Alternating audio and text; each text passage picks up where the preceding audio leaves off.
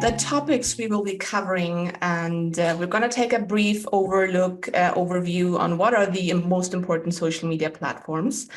And then it's basically about the question, which platform should I use? So in order for you to make the decision, we're going to take an overview on Facebook, Instagram and Pinterest, YouTube and TikTok, Twitter and LinkedIn. And we're briefly going to speak about WhatsApp as well, because in the last years, WhatsApp, which used to be a purely messaging app, now is also to be considered a social media platform, actually. And then I'm going to give you some practical first steps that you can take. So the most important platforms, which I just already mentioned right now, of course, we have Facebook, we have Instagram, we have LinkedIn, we have YouTube, TikTok, Twitter, and Pinterest. And these are by far not all of them. There's even more, but these are the biggest one, the most important ones. So we will take a look at each and every one of these. Some of them are similar, some are really quite distinctive depending on what we want. And of course, what people mindset is when using these platforms, all these we want to consider when we choose which one is the right for me and my business. And so just let's take a look at why do we even want to use social media? Because of course we're speaking social media platforms for our business. Okay, so this is really for our business, not private and connecting with friends and family, but we want to focus here on using social media for our business. And of course, one of the main reasons is that it helps us to build and develop our business, ultimately to grow our business. It builds trust and awareness for you and your business. And we're all in the same niche, coaching / therapy / healing. That's the niche. So you are your business. As a one-person business, that's really how I see it. You are your business. So using social media will help build trust and awareness for who are you, who is Taryn, who is Kathy, who is Charlene, and what's she doing. And of course, that helps to increase your sales and of course get new clients, which for us is important because ultimately we only have a business when we have paying clients. And it's a great way of getting client feedback. For example, on Facebook pages, there's the option for people to write reviews. Then, of course, there is always the option people commenting on your post. So maybe a client of yours is commenting something. So it's a great way of building client loyalty, getting client feedback. It's a great way to increase traffic to your website, which helps to improve the search engine ranking. So we will not go too deep into that, but just to give you that already. And Taryn mentioned that a little bit in the beginning. In the end, what we want is to have our social media platforms linked with each other and with our website so that it's one connection and we can use Facebook, Instagram, LinkedIn, whatever social media platform we use to ultimately send people to our website where maybe we want to promote our blog. Maybe we have more information for them. Maybe there's the button where people can book a free discovery call with us.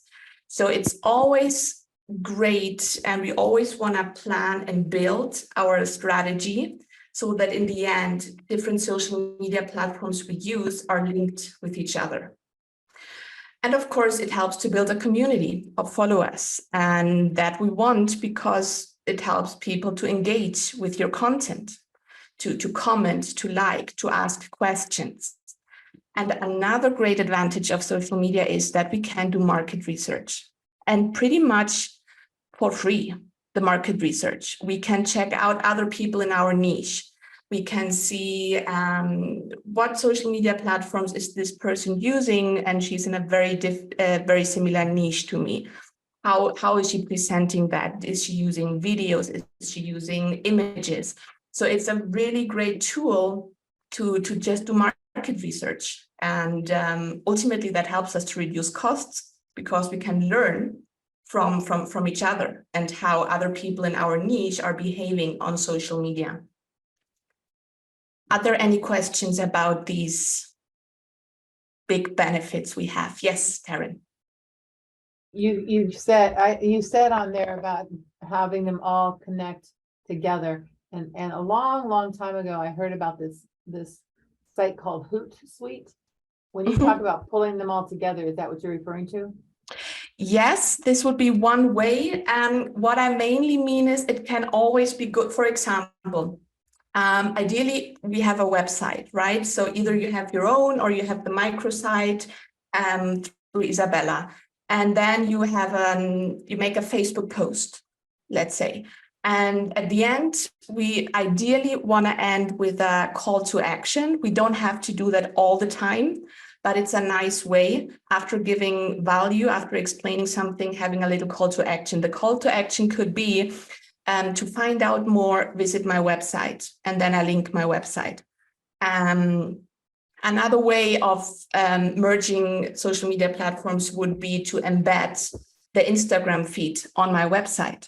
So people who visit my website see the first images, my last post on Instagram. So from my website, they actually end on my Instagram profile.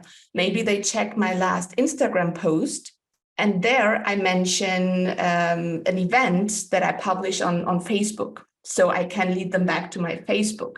And this will be just a few examples, but it gives, it's a professional image if people see, oh, okay, so she has this beautiful website, her Instagram looks similar, it's a similar content, and it's just, it looks professional if it's linked together. It's like one business.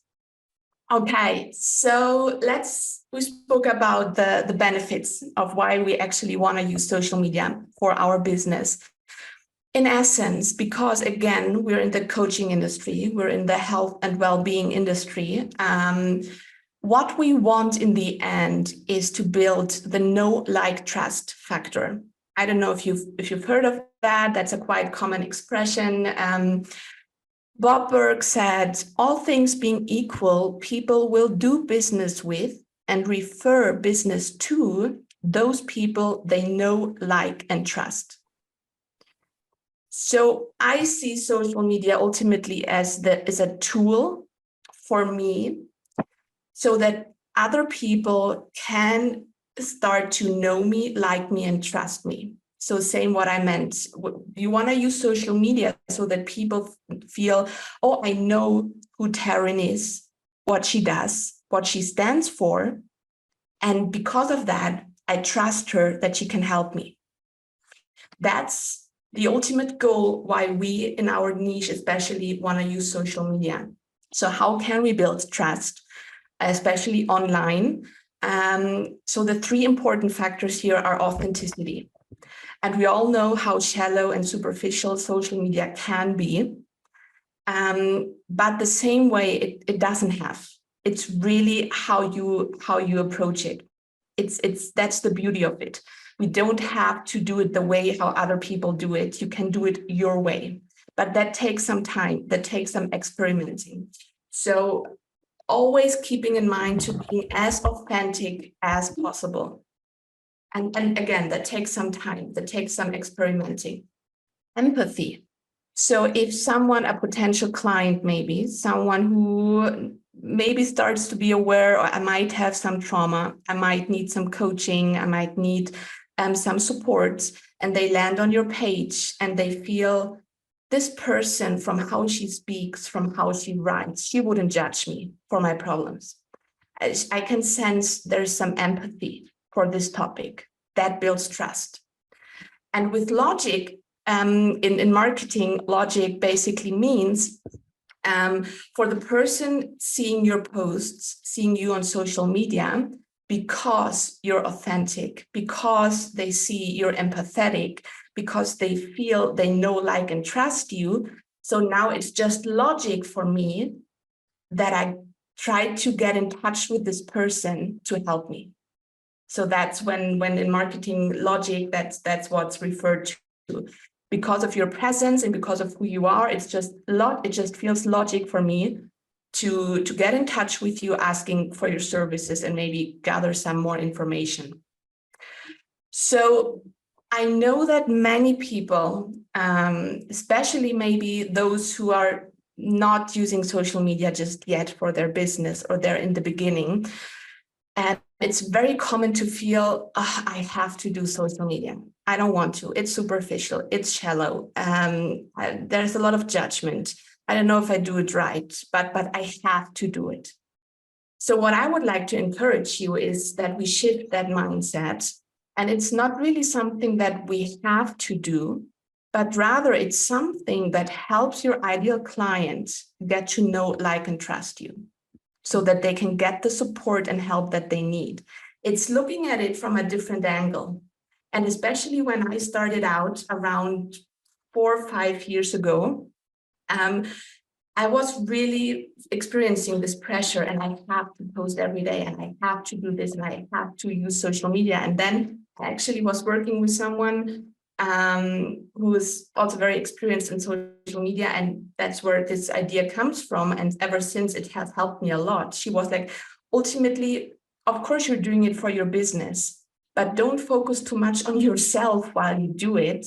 The spotlight, the focus is really on the people out there who benefit from the service that you provide.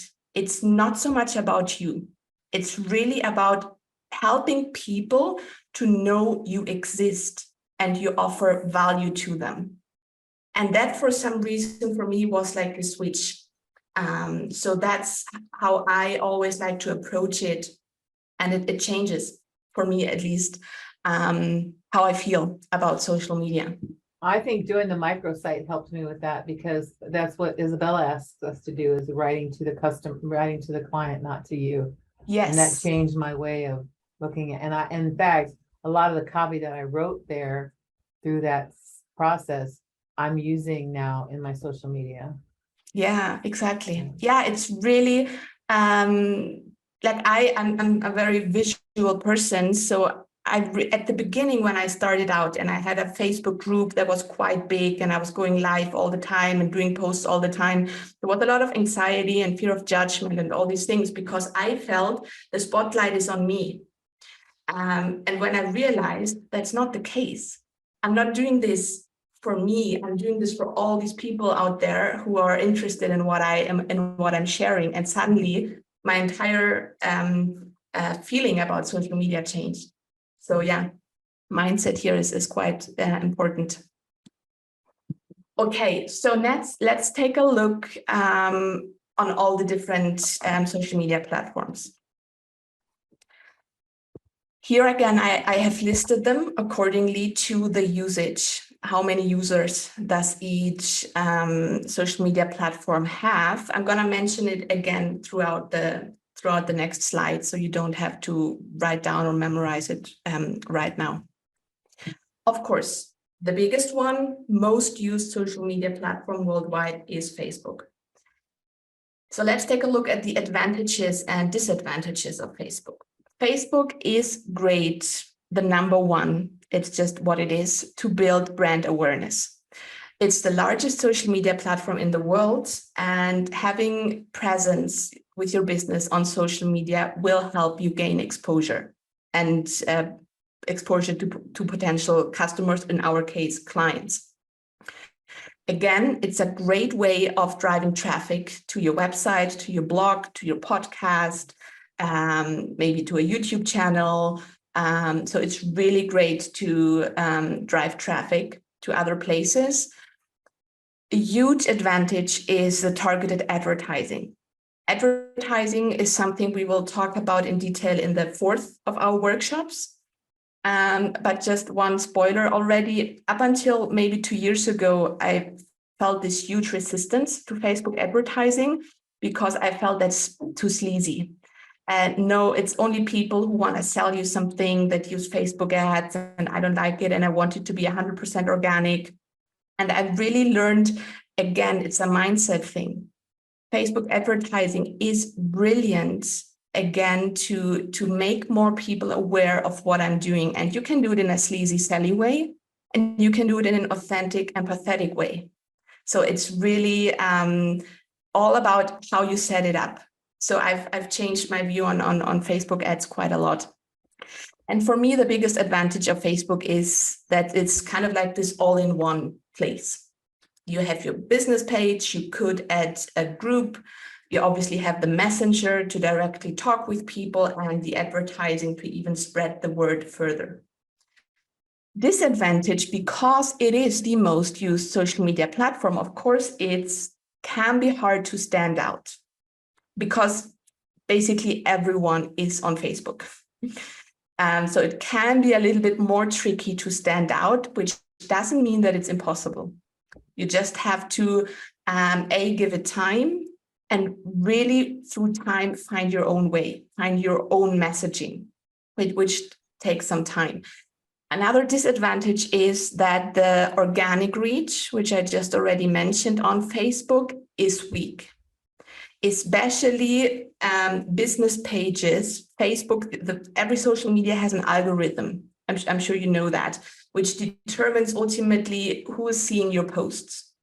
Who is this social media platform showing your posts to?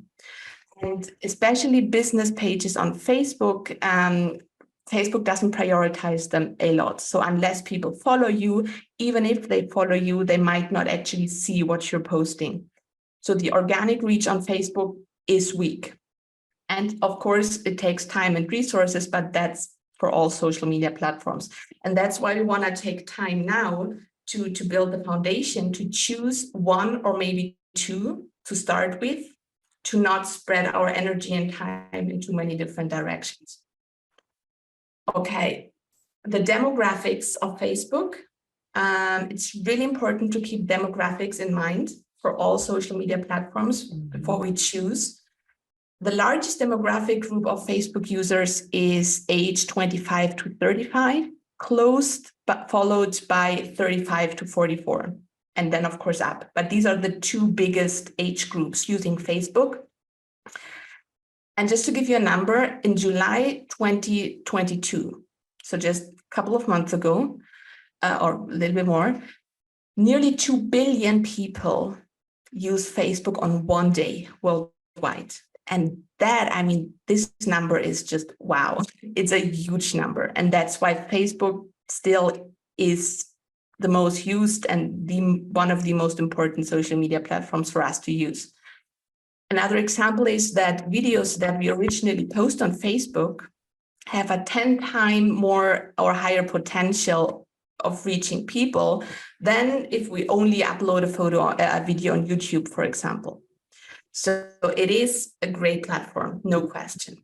And for those of you who maybe only want to work with women, there's some people who only want to work with men or with both. So that's why I included also the percentage of men and women using each platform.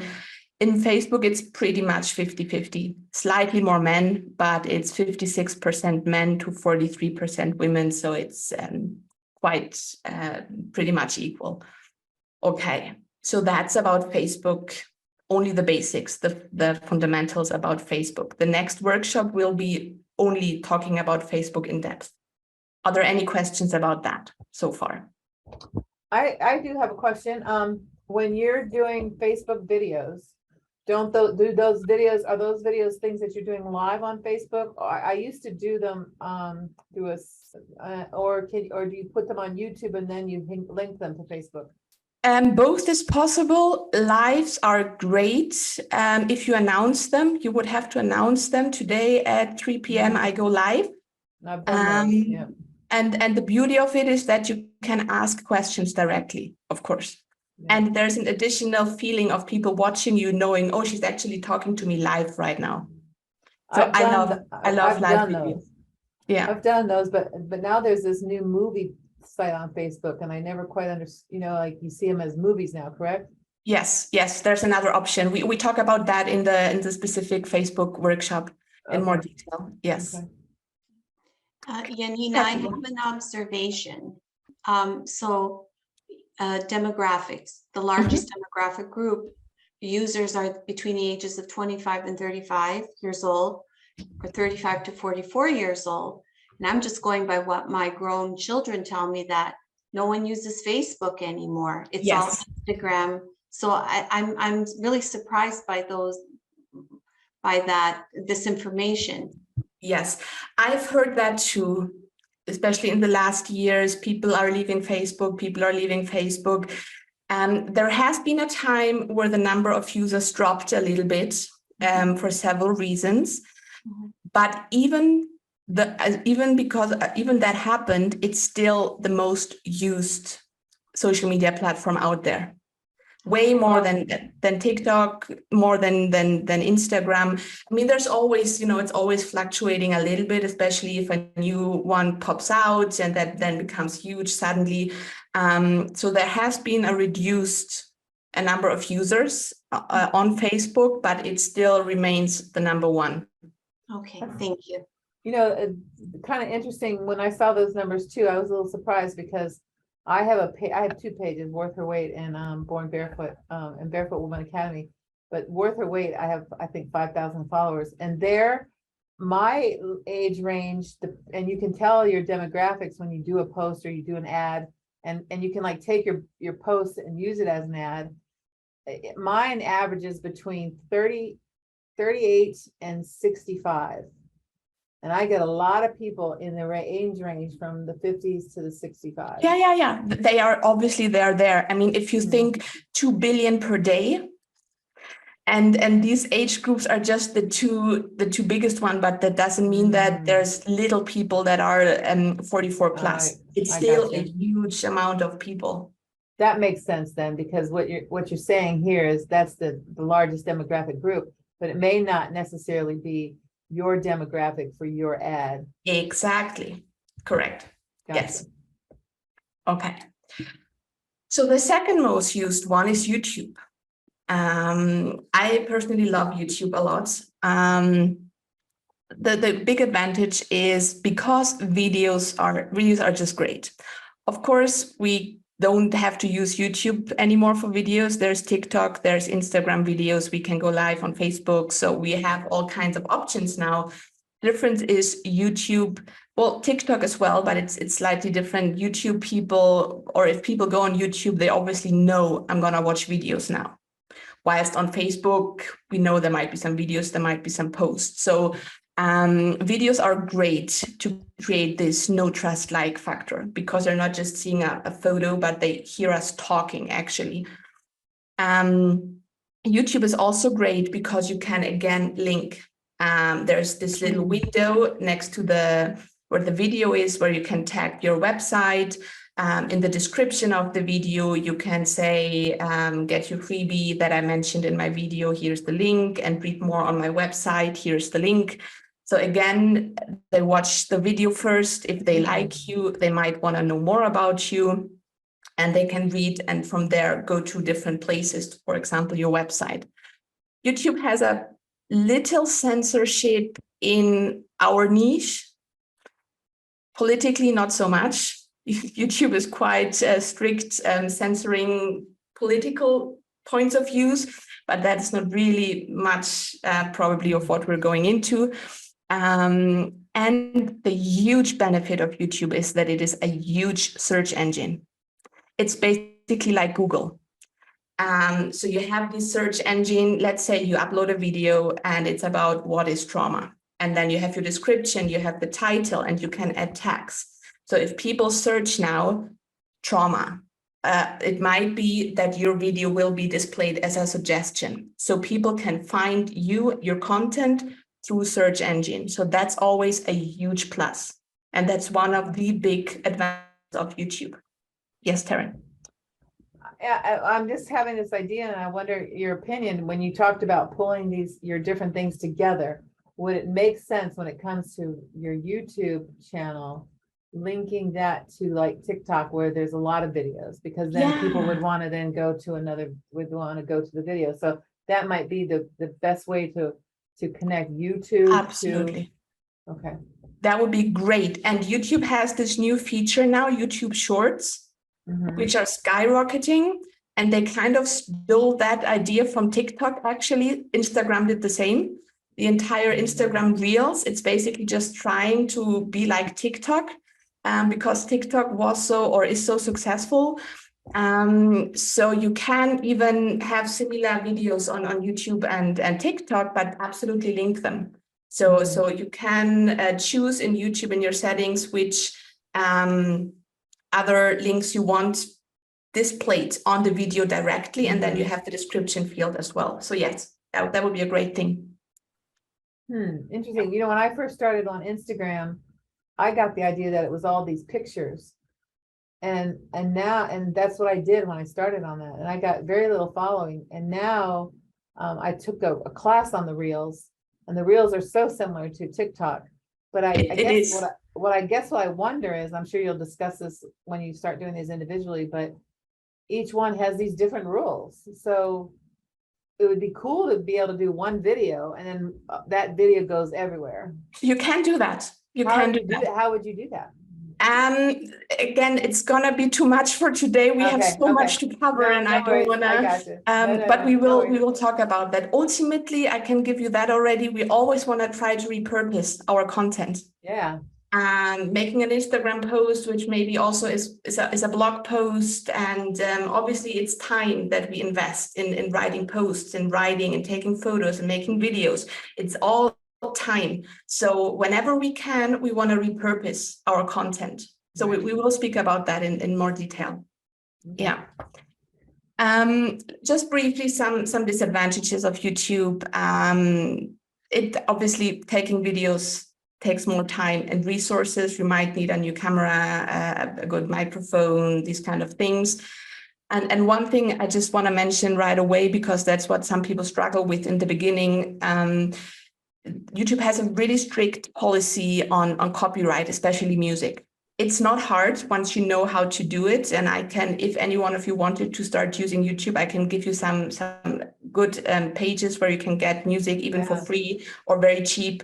But just prevent just uploading videos, and maybe you have an intro music or something, you might get actually banned from YouTube if it's not a copyright music, and you have to name it and you have to have the rights to use that music. So that's one thing YouTube is super strict with. And just to prevent that, I have a few pages that I can tell you that are great where I take my music from. That'd be cool. Yes, a little control over the presentation of your videos. I mean, YouTube is a business in itself, of course, so they ultimately have the choice, what do they do with the videos that you upload? So that can be a little bit of a disadvantage, unless, again, we merge our social media platforms, and that helps. So embedding your YouTube video on your website, on Facebook. So you have to be in charge a little bit on spreading your videos, or otherwise it might not be seen. That's ultimately what that means. And of course, the huge annoying thing that we all dislike is this advertising in videos. It's annoying, but it's just what it is. There's not much we can do about that. Okay, demographics of YouTube users. The largest visitor group is 18 to 25. Again, quite young, but you find, again, it's the second most used YouTube. So similar scenario as with Facebook. It's so many users worldwide every single day. The second group is 26 to 35 years old, and the third group is 36 to 55, and of course, even up. So YouTube is all ages are using YouTube. And again, women and men pretty equal. Slightly more women, 52% women, 47% men, but it's pretty balanced regarding that. Okay. Now, Instagram. Instagram is the third most used social media platform still, even though TikTok really skyrocketed, but Instagram still is the third most used social media platform. Advantages, of course, because of that large amount of users worldwide. And the big advantage of Instagram as well is that we have the hashtags. So we will speak about that in the Instagram workshop, of course. How do I use hashtags? How do I know which one works, which don't? But that gives us the chance to actually get new followers organically. So organically means no advertising, no paying, by using the right hashtag. So that's why I personally love Instagram. If you spend some time figuring out which hashtags work for you and your audience, you just get new followers without having to pay anything. And it's actually quite a bit like a mini website. So you have the stories, which are great. People love these stories. It can be a video, it can be a photo, a quote, whatever you're doing right now. So stories normally are a bit more, this is me and my daily life. Often stories are used for that. Stories can then be turned into highlights. That are the dots that you see on top, and you can basically make a little mini website. One highlight could be client feedback. Another could be about this is GTR. Another could be about me. So it's beautiful if you spend some time with it, finding a nice design, structure it. You can really make people understand who you are and what you stand for with just this free Instagram account. Again, I already mentioned that you can embed your feed on your website, which I love. I love if people embed their Instagram feed on the website. So it's people from your website can maybe additionally check out, okay, what's she posting? What's she sharing with me here on her Instagram channel? I love that. And the biggest advantage for me is the option of reposting and saving posts. In like 4 weeks ago, I got 6 new Reiki students because one person reposted a post of mine. So I literally just made one post about Reiki. One of my followers shared that on her profile, and she has a huge number of followers. 6 people or more, but 6 people saw that, reached out to me and signed up for my training. And that is just huge. I mean, the fact that people can repost what you were posting and by that organically spread the word, for me, that's just incredibly powerful. So I absolutely love that on Instagram. Disadvantage, there is a higher priority of aesthetics on Instagram if you compare it with Facebook. And with aesthetics, I'm not necessarily meaning of, there is a lot of focus on looks, but here I actually more mean the design has to look aesthetic. The font you're using, the size of the font, it has to be readable. And of course, we have the grid system. So we will talk about that in more depth.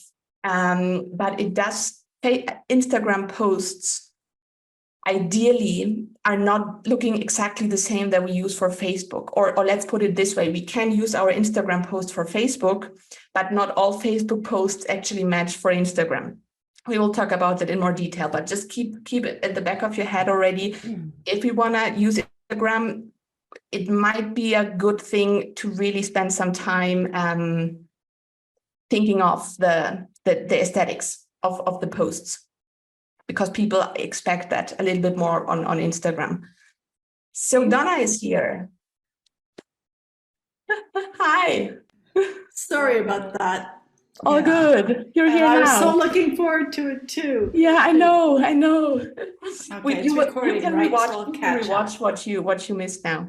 Yeah. We're going through each social media platform right now. Okay. And so I listed the hashtags as an advantage, but of course that requires some strategy, but it's not super complicated. I'm gonna teach you how to do that. I have a question. Yes. Did you find that Instagram, when it was first developed, it was really had photography in mind, like pictures and photos? It seemed to me that that's what people were leading to. And so now this is kind of shifted a little bit in my mind. Yes. And so when you talk about the aesthetics, if you're looking at it the way you do with the different squares, how does that, and I'm sure you're going to talk about this later, but how does it change? Oh, owned by Meta. That's why. Okay, hold on. I'm getting this. But anyway, Facebook is Meta. And so when I do something on Facebook, it shows up I have the option of sending it to Instagram. Okay. But how do you, use that grid system when you're not necessarily always doing photos. Yes, there's many beautiful ways. That's basically design. Yeah. Okay. I am lucky. My boyfriend is a graphic designer and a photographer, so I was lucky enough to have learned a lot on design over the past years, and I am happy to share with you what I know. But yes, because of that grid system, we want to pay attention a little bit on the design and how in which order we upload things on Instagram. Yeah. Yes, so Instagram is owned by Meta. You probably heard that Facebook now is Meta, and so Meta is like the head, and Instagram and Facebook are connected. You can post on Facebook and choose that it's automatically posted on Instagram and vice versa. You don't have to do that though. 90% of the users are under 35, which is quite a big number. But again, it's the third most used social media platform. If we look at the max, like all the people using it, there's still a lot of people over 35 who are also using it. 65 plus is the least number, 2.2%. And looking again at gender, and we have 51% women and 48% men. So again, pretty 50-50, nearly 50-50. When you talk about Meta, are you saying that Meta is Facebook? Basically, yes. Okay, it's very confusing. And I'm wondering if you'll do a section on this, but when you go into Meta, that's how you do your ads, and that's how you do special things on Facebook and also on Instagram. And I'm stuck on it every time I get into that thing. I just don't understand. It's a little bit tricky. You're talking about the Meta Business Suite. Suite. Yes. Yeah. It's a little bit confusing in the beginning, but once you understand it, it's not hard. But I agree. It's a little bit confusing in the beginning. There's so many different. Will you be doing a little bit on that? In the Facebook Ad workshop. Okay. Yeah. Okay. Yeah. So the fourth biggest one, TikTok. Big advantage is it can help to increase and widen our audience base because it's really popular these days. TikTok is very popular, and it's very popular in a younger audience. Again, that doesn't mean that it's only younger people. It's just that it's very popular in a younger audience. And TikTok is a platform that was designed to encourage people to engage. So each platform has a little bit their own mindset of people and what people like to do. And of course, that's how it is designed.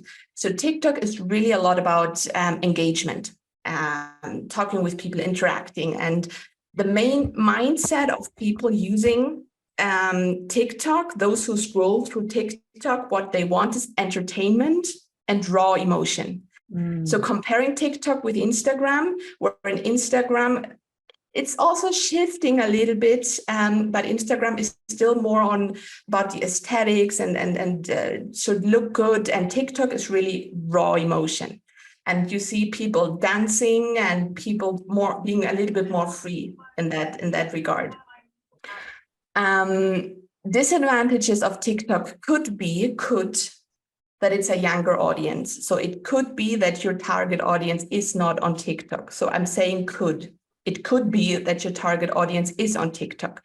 And you will find a resource on that in the Graduate Club training platform about finding out who is my target audience, who is my ideal client. That's going to be really important too. You will get that resource as well.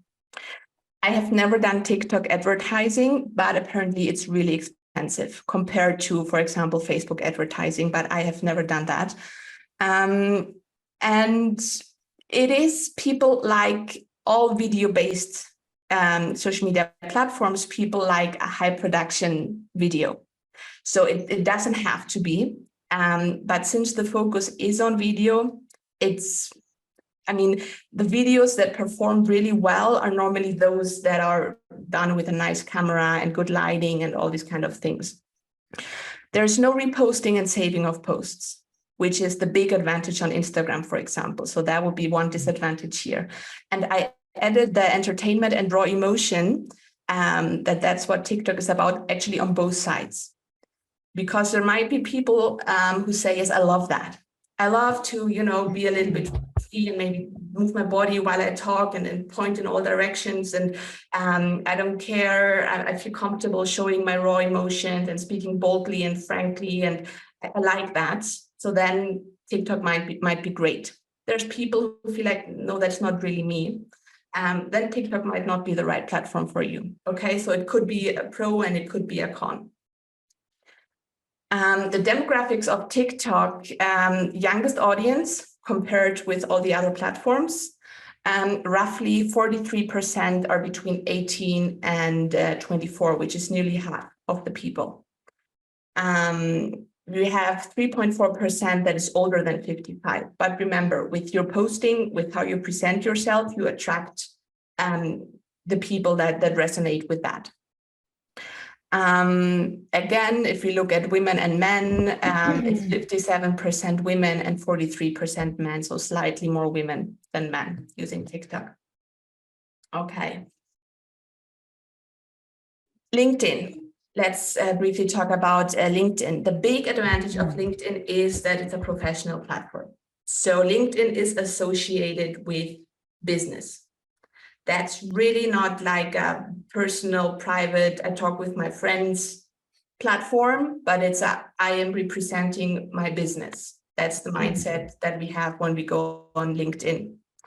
It's great for, obviously, because of that, to increase your visibility of your business online. And it's really good for all kinds of business to business, B2B or business to company, B2C connections. So if you maybe want to give workshops for businesses, for companies, all these kind of things, LinkedIn is perfect. Disadvantages can be, in general, it's a little less personal because of that, because there is the more professional environment. In general, fewer interactions. Most of the time, you might get less likes, less comments on your posts. There are some hidden expenses because the regular LinkedIn profile is free. But if you want additional features, you're going to have to pay for that. So there are some hidden expenses. And I'm on LinkedIn. I post really very little on LinkedIn. It's not my main platform. I have an account there because I just feel it's professional. That's why basically I have my account there, but I'm not really active there. Every single time I open it, I have hundreds of messages from people. So that's really annoying. So that's one of the reasons I don't like it a lot, because the cold messaging, cold pitching, cold private messages that you receive on LinkedIn, it's a lot. So that's one reason why I'm not using it a lot, but I have my profile there and I post here and there something. 60% are between 25 and 34. So that means 40% are older than that. So it's still, basically it's all ages. It's a growing audience, actually. So more and more people start using LinkedIn. 42% are women and 57% are men. So again, slightly more men than women. Yes. Any questions about that so far? No. It's a lot of theory, I know, but it's going to be helpful for you to choose where you want to go. Pinterest, the big advantage of Pinterest is, again, it's a powerful search engine, similar to YouTube. So search engines are just great because people just type keywords, trauma, healing, coaching, and they might end up seeing your post. So that's why search engines are really powerful. It's very often used by coaches to send traffic to website and blog. So Pinterest has these pins. Basically, the pictures that you upload on Pinterest are called pins. You can have a little text there, a nice image, and then it says why healing the vagus nerve is so important. But it's just basically the headline, the teaser. And then you have the link where they are supposed to click on, and then they end on your website, on your blog post, etc. So Pinterest is really finding a topic, and then you send them over to the place where they find all the information. So everyone who has a blog, Pinterest is pretty good for these kind of things. Mhm. But yeah, again, it depends how you like to share the value, your content with people. But everyone who has a blog, Pinterest might be a good place. The disadvantage could be most people using Pinterest, scrolling through Pinterest, are looking for inspiration and ideas and trends, many things around do-it-yourself. So a big majority of Pinterest users are, how can I make a cheap furniture by myself? Cooking recipes, how to, I don't know, all kind of creative things, do it yourself. These kind of things are very, very popular on Pinterest.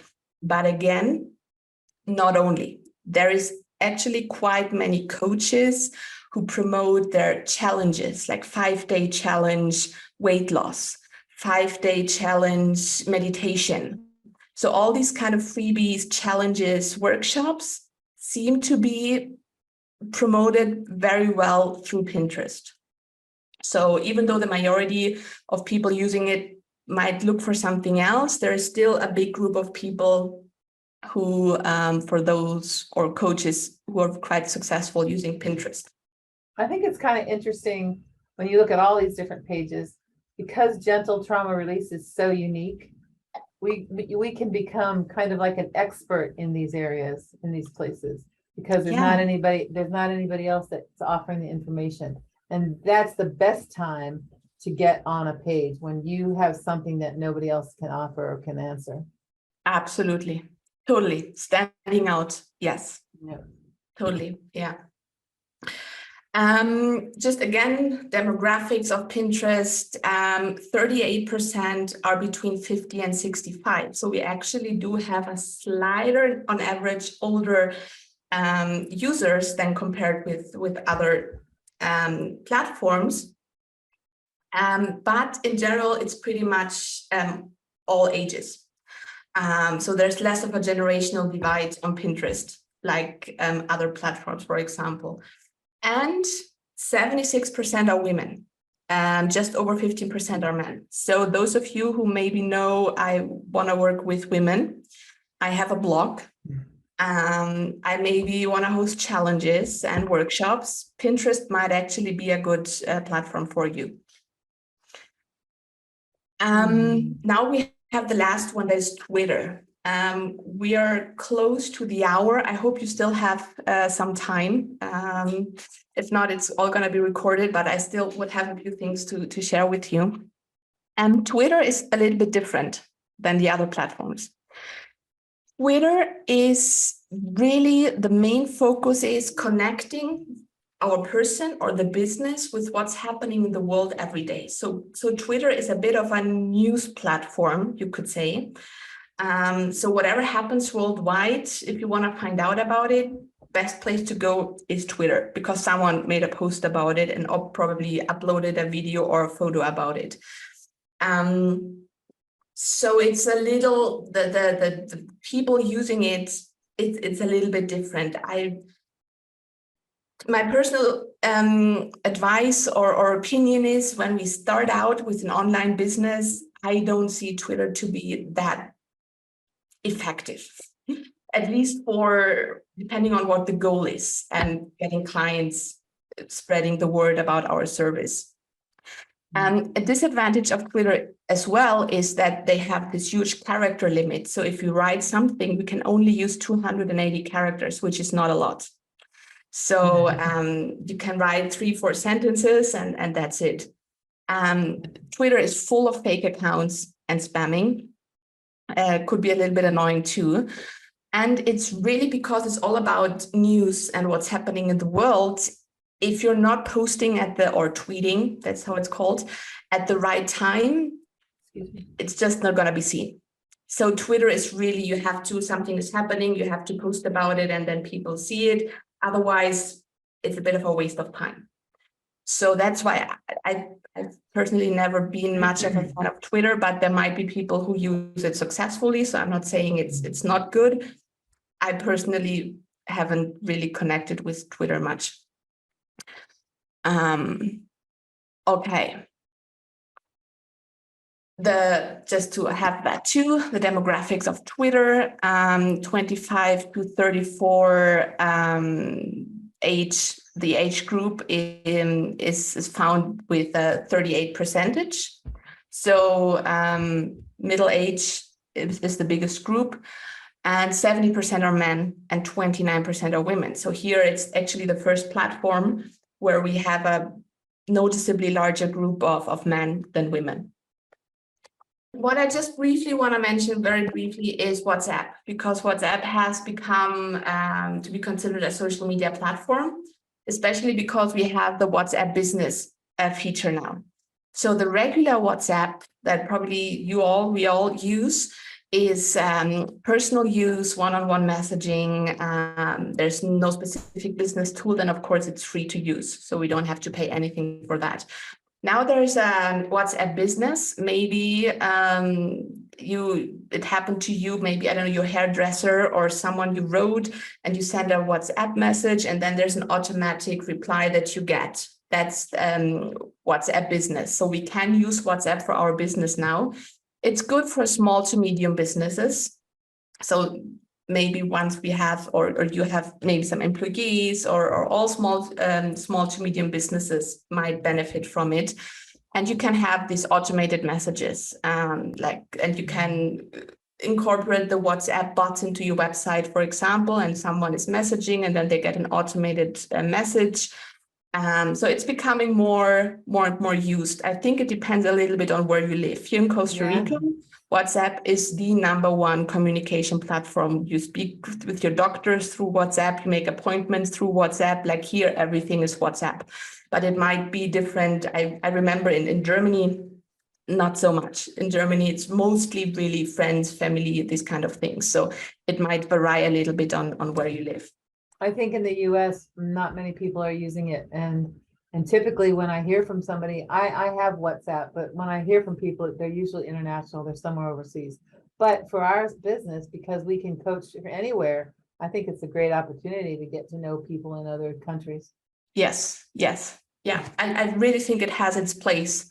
And WhatsApp business marketing basically means you need a WhatsApp business account for that, is that you can actually send out flyers, pictures, automated to your contacts.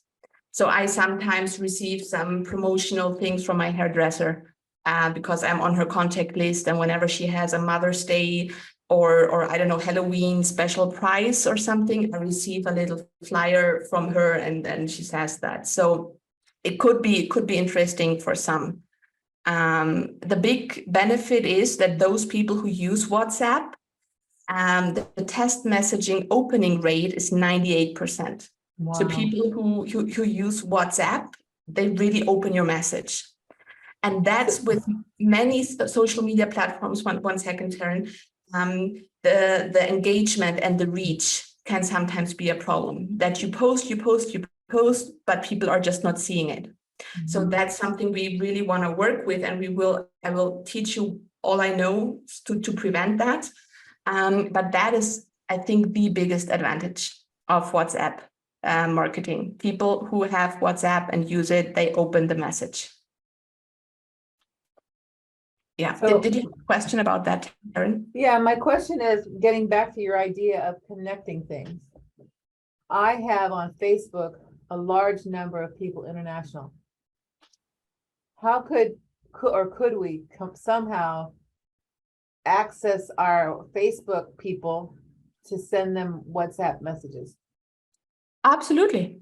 So how, well, I'll ask that later, but yeah, it's interesting because that would be a way of getting the most out of WhatsApp, because that's where I'm getting, Facebook is where I'm getting the most. I have the ability to get the most international traffic, because when I'm doing an ad and I put in the places that I want to reach demographically, when I started picking all over the country, because women are all over the world, and I knew that I wanted them from all over the world. Yeah. And so I have these people from all over the world, but the only place I can talk to them right now is on Facebook. Yes, and you could even set up WhatsApp groups, so you can make a group chat in WhatsApp, for example.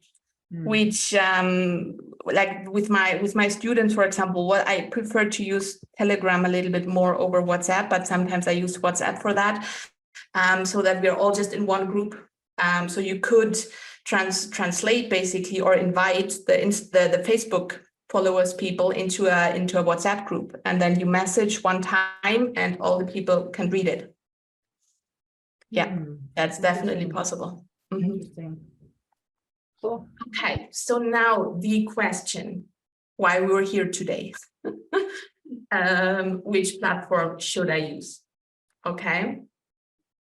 And there's 4 questions you can ask yourself to make the decision for yourself. The question number 1 is, what is my goal? We always want to know, why do I use social media? What's my ultimate goal? And that determines my strategy. That determines where am I posting in the first place?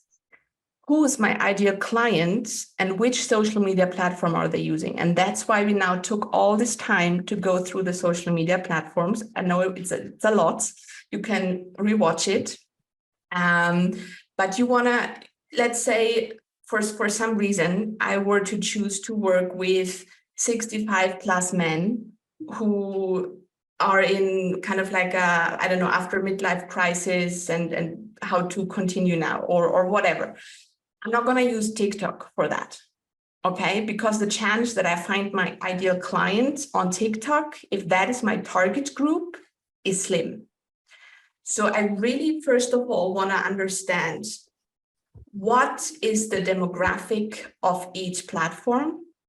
Where is my ideal client? Who is my ideal client? And for this question, as I already mentioned, you will find a resource in the Graduates Club training platform soon to spend some time on identifying who's your ideal client. Then another question to ask, what's my content? Do I like videos? Do I absolutely not like to record videos? Is it more like an inspiration that I want? Do I give tutorials, how to relax your vagus nerve, how to meditate? I don't know. Is that what you like to have your content around? And what are your available resources? Like, do you have equipment to record videos? All these kind of things. Actually, briefly, we're going to go through that just very quickly to decipher these questions. So what's the goal of your social media marketing? If you were to think for yourself right now, what would you say is your goal for your social media marketing? Why even doing it? Grow my brand's audience and increase web traffic. Yes. Charlene, what would you say? I would look at increased community engagement. Okay. My brand awareness and increase community engagement. Beautiful. Yeah. It can be that you say all of these 5 are kind of like my goals. But as Charlene said, I want to increase a community engagement. So then maybe Facebook and a Facebook group might be the better choice for you than, I don't know, Twitter or any other platform, okay? So first of all, get clear in what is my goal. And if that goal were to change, I always say, nothing is written in stone. So sometimes at the beginning, we're so afraid, if I choose this now, and then maybe I change and my business changes and my direction changes, it will. I changed the name of my business page, I think 4 times. I changed my branding colors 3 or 4 times on my website. I mean, now I've got it, but I only got it now because at some point I just started. And the best way of finding it out is by getting started, and nothing is written in stone. So who's your ideal client? Again, you will find a resource on that, but you want to get an idea of what's the age, the gender, the occupation of my ideal client. Where do they live? Maybe it's worldwide. Maybe in my case, I started working out in English, and then suddenly I just got more and more German clients. And I was like, why am I putting so much energy in promoting and posting in English if now 85% of my paying clients are Germans?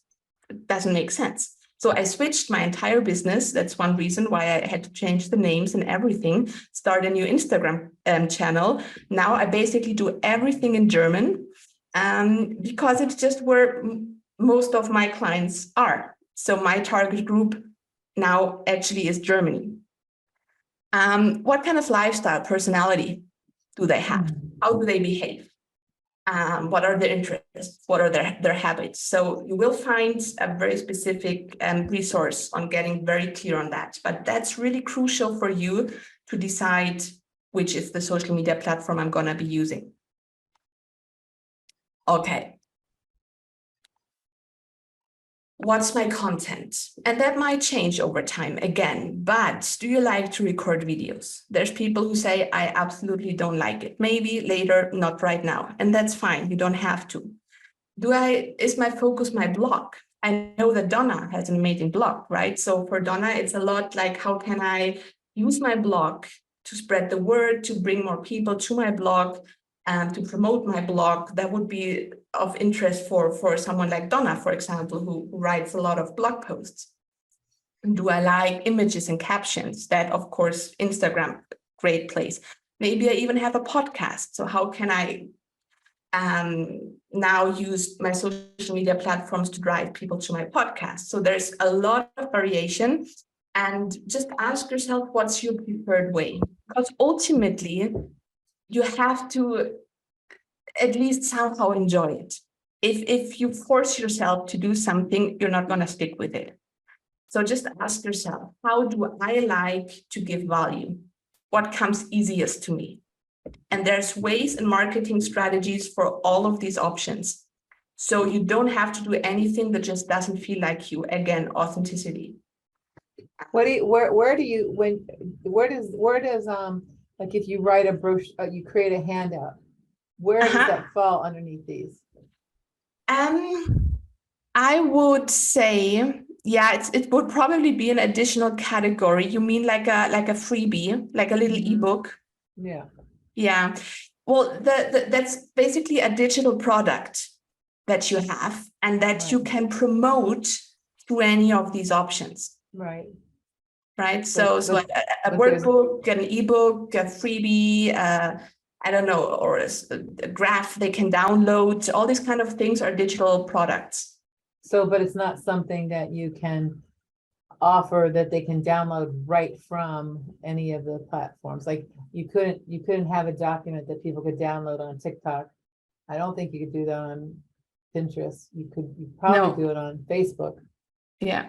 Yeah. But, well, ideally, if you have something you give for free, you want to have a sign-up form so that you can collect the email. Right. So you would use a sign-up form anyways, and not just having it downloadable. Right. In most of the cases. Okay. Yeah. So also, again, ask yourself, what are my available resources? How much time can I invest realistically? Okay, maybe it's realistic to you twice a week, 30 minutes. Maybe it's realistic to you only once a week, 20 minutes, okay? But ask yourself realistically. Don't overdo it. It is time consuming. Absolutely.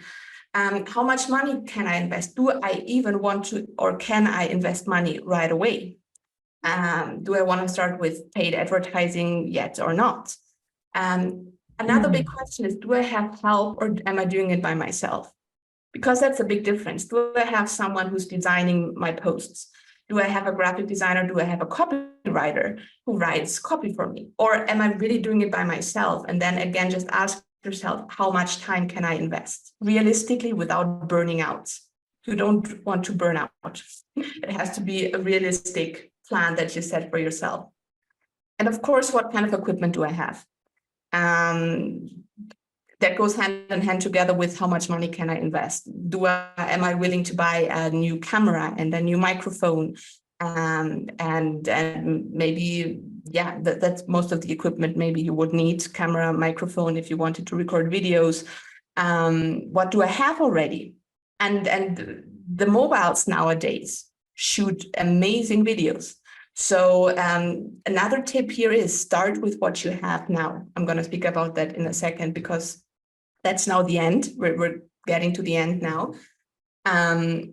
practical, or maybe before we do that, are there any questions regarding these 4 questions to ask for yourself to choose your right platform? So now, practical steps for you. Choose 1 to 2 platforms that match your demographics and goals the best. So feel free to rewatch that workshop. We covered a lot. So take your time and go through each of the platforms again, the 4 questions to ask yourself. Really spend some time on that. It's not a wasted time to take your time to find that out for yourself right now. And then choose 1 to 2 to start with. You can always add more if you wanted to, but for the beginning, 1 or 2 are more than enough. If you haven't yet, create your account. And I remember when I started out how scary it was, well, at least for me, to make my account and to write my business name. And it's like, oh my gosh, then it's official, then it's public. Everyone's going to know about it. But really keep in mind, you can change anything at any given time again. If you feel I want to change for some reason, now my business feels different because now I do more GTR and my original business name doesn't work anymore, or I already know it doesn't really fit anymore, but I don't know yet which name I want. Start anyways. You can change it later. There is no problem in changing the name, the colors. Just start with what you have now. That's really so important, because otherwise so many people are just delaying to start because it's just not perfect yet. It's never going to be perfect. So we have to start with what we have now. And then start asking yourself, how often do I want to post? Maybe I start with 1 time per week and it's always going to be the Monday. Set yourself a schedule. That really helps to keep yourself accountable to your plan. If then you find out, oh, once per week, it's not stressing me a lot. Okay, so now let's add the Wednesday. Add a second day, but start small. If you make your account and you're like, I'm gonna post 6 times a week, it's not gonna take very long and you're gonna feel so overloaded by it that you stop the entire thing. Okay, so small steps, small goals. And I just briefly want to talk about something that's always a huge debate in social media. What's more important, consistency or quality? Because there's the people saying it's all about consistency. It's all about consistency. You need to post every day or 3 times a week, always the same days. It's all about consistency. Then there's the people who say, well, quality is way more important. It's quality of what you're posting. The truth is, for me, in my experience, both are equally important. Maybe even quality slightly more than consistency.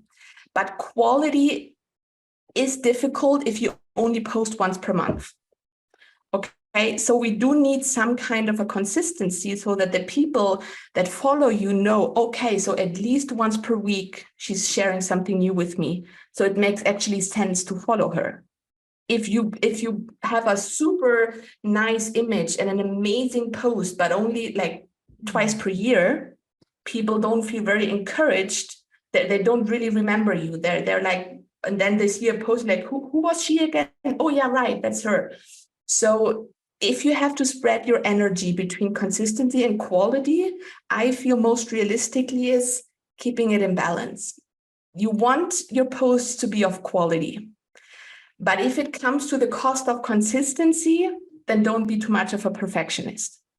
That's how I find it works the best, if that makes sense to you. Do you think with regard to not consistency, quality, when you're talking quality, are you talking about the look of it, or are you talking about making sure your messaging is quality?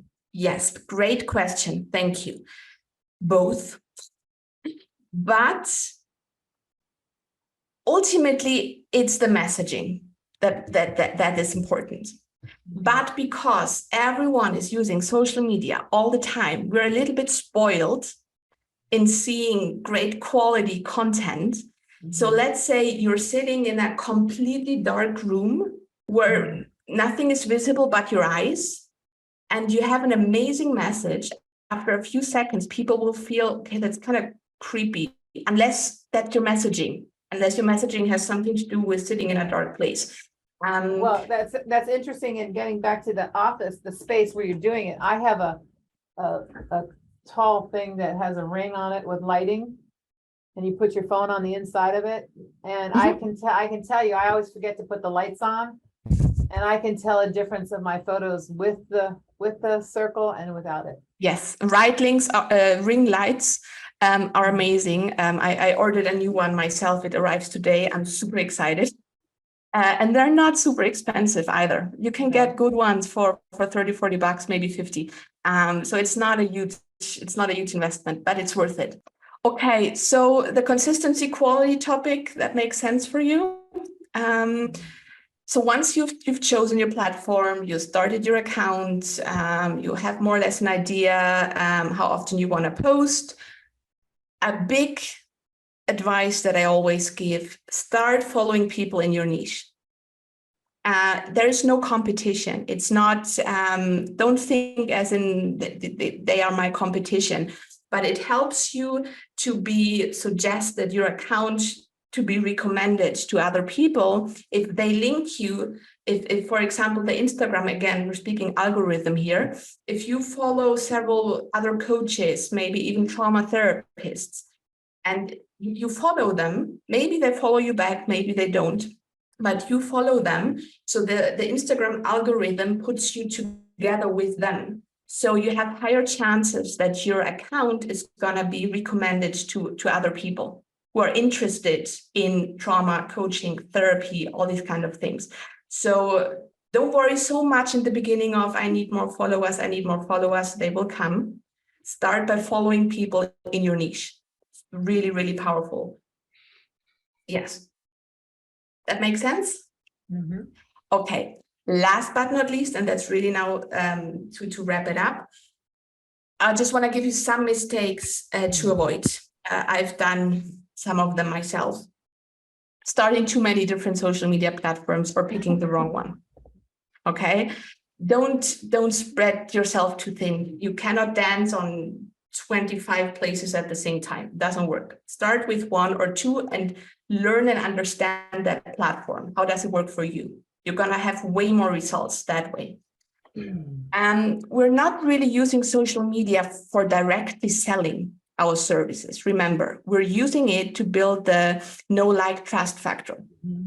So if someone posts all the time, one-on-one coaching, $130, tomorrow I post 3 special price packages, 3 sessions for X, that's off-putting for people. I don't want to be sold to all the time. So focus on sharing value, giving information so people can understand who's Donna, who's Charlene, who's Taryn, what's she doing, what is she standing for. And then you have a call with them and you talk with them, and that's where the selling happens. Multi-channel approach, number 3. I said that we want to link social media also with our website and our email list, of course. So having some freebie, some sign-up forms so that we can parallel also start to build our email list. We never want to rely on social media alone, because ultimately social media, they are a business themselves. They can do whatever they want because it's their business. Is Facebook, if Facebook were to decide we're not showing your posts to anyone anymore, then there's nothing you can do about it, because it's their business. If YouTube says we don't like what you're posting, you're gonna be banned now, there's not much you can do about it because it's their business. They can do whatever they want. So don't rely on one platform alone on the long term. That's why email list is still very much important. But start slowly, okay? We start and then we start to spread. Don't overwhelm yourself. Less is more, especially in the beginning. We don't want to burn out. We don't want to get frustrated with social media, with ourselves, because we didn't stick to the plan of posting 5 times a day. Don't overwhelm yourself. Less is more very often. And now, one huge mistake I want you to avoid. really, really important, and not many people talk about that. Maybe you've heard of follow trains or follow chains. They are super popular on Instagram. I don't know, maybe TikTok too. I know that they're everywhere on Instagram. Basically, what that means is I follow you if you follow me. And then 500 people are doing that. So they tell you if you participate, you get 500 followers. The problem with that is that they're not really very likely interested in what you're doing. What they're interested in is that you follow them. Right. So they're not going to engage with your content at all. They're probably going to unfollow you anyways a few days later. And you don't want to have too many followers that are not engaging with you, because social media platforms don't like that. So they're not going to show your posts to people anymore as a response. So if it takes time to build followers, that's okay. But you want your followers to follow you because they like what you say and what you share, because they know, like, and trust you. Okay, so it sounds magical, or you can even pay for followers. They'll absolutely never do anything like that. It's firing back. You can even get banned, for example, from Instagram if they find out about it, because they don't like that either. It sounds promising, participate and you get 1,000 followers in 2 days. It might sound cool, but it's firing back. So just never do anything like that. Okay. Good. We're just way over time already. I just wanted to speak about the fear of judgment, but I don't know if that's getting too long now for you ladies. I'm fine. I'm staying on, so. Yeah. I'm gonna check out. You could put it up and I can look at it later. Absolutely. Thanks for being here, Shalene. I I'm hope gonna you can say take thank something with you. Bye, There's a Charlene. lot of good tidbits there. So, and yes, Taryn, I'm thinking about what we talked about earlier. All righty. So Talk to you enjoy, later. ladies. Love Bye. you. Bye. Bye-bye. Bye-bye. Okay. I have a question about something that I learned, and I'd like your opinion. I took a Reels course with Instagram, and the woman, it was really, really good. In fact, that's the only reason why I started out with TikTok was because my neighbor was able to help me learn TikTok. But on the Reels, and I think it applied to TikTok as well, she said she challenged us to do one video every day for 30 days. And she gave us this process that the first like 7 days, it's all on the getting to know you. And then the next 4 was or 7 were like content, things that you're teaching them. And then the third one was something else, but you only sold something, talked about your product out of the whole month, the last 4 days.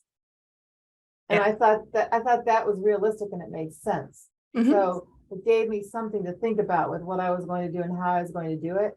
But the other part of that was she suggested on Instagram and on TikTok, there's different ways of getting your message across, like doing lip syncing and finding a song that's relative to what you're talking about and just singing and just little different things that you could do as opposed to just sitting there and doing all talking. And I thought that was pretty interesting. And I'm learning about that, and I quite don't know. Like, let's just take lip syncing for example. When somebody does it and I'm listening and it's like a quote or something very interesting to me, like I'm thinking of it more like with quotes and stuff. It really helps me remember what I'm learning. And so I'm trying to figure out how you incorporate those kinds of things into trauma. Exactly. Thank you. Yes. I mean, everything is possible. And there might be a really nice, elegant, professional way of doing that. I'm absolutely not saying there's not, but it's all, again, it's your business. It's who are you? How do you want to transform that message? If you find a nice professional way of doing so, or you want to experiment with it, great. But we obviously are talking about a serious matter here, Right.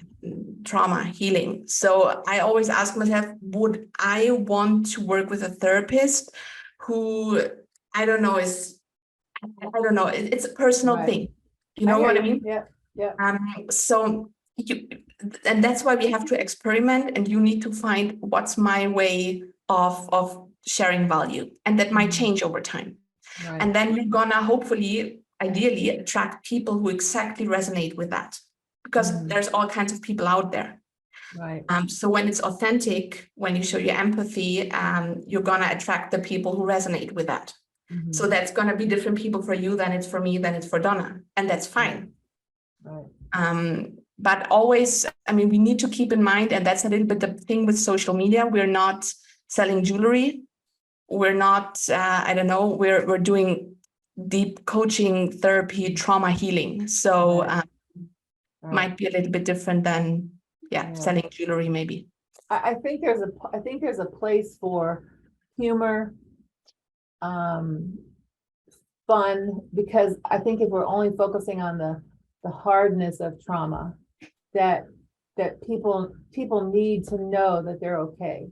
Yes. And when I think of my life, for example, with my trauma, I still had this great life going on in many other different ways. And so I think somehow showing that part of trauma, not of trauma, but of life in general, I think will help make the messaging much more paid attention, heard, like somebody will hear it. Because I think the word trauma, just that word alone, I'm really into words, and that word gives people a fearful feeling.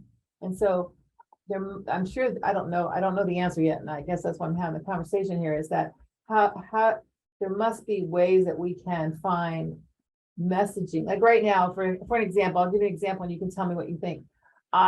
When I was my nephews were really, really small. They were like 3, 4, and 5, and I'd go and babysit them all the time when they lived here. And when it was time to go to bed, they always wanted me to tell a story, but they didn't want me to read a book. And so we'd make up a story, and we would talk about, I'd start with the first sentence, and then they added a sentence, and then they added a sentence, and then they added a sentence, until this whole story was different. So I took that idea and I created story time on my TikTok page, where I go in and I'm telling a story about a woman in her first brand new house that she just purchased, and she finds a mouse in the house. And the whole theory was what happens from that, and the mouse is the trauma. And so far, I think, I'm getting, people are responding and people are listening to it, and they're starting to think about trauma in a different way. But I don't think it's unprofessional. I think it's giving them an easier way to understand it. Absolutely. Okay.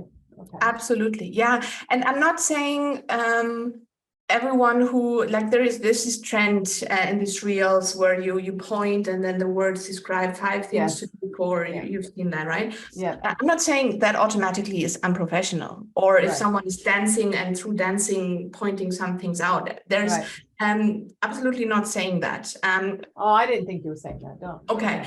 For me, the number one is just find what's comfortable for you, because the people are gonna pick up on that. Okay. And I'm personally, that's not really my style now. I'm a storyteller. So yes, I know that's me.